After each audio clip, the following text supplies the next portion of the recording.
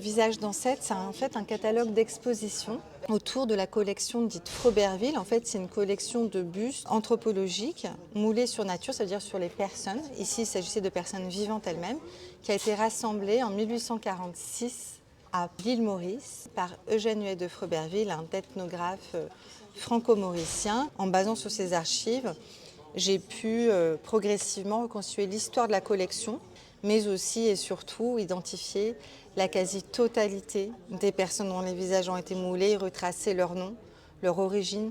Et on retrouve ainsi 28 récits de vie que l'on peut relier à des bustes d'ancêtres. Les Lili sont des descendants de captifs qui ont été déportés du Mozambique, du port de Quelimane.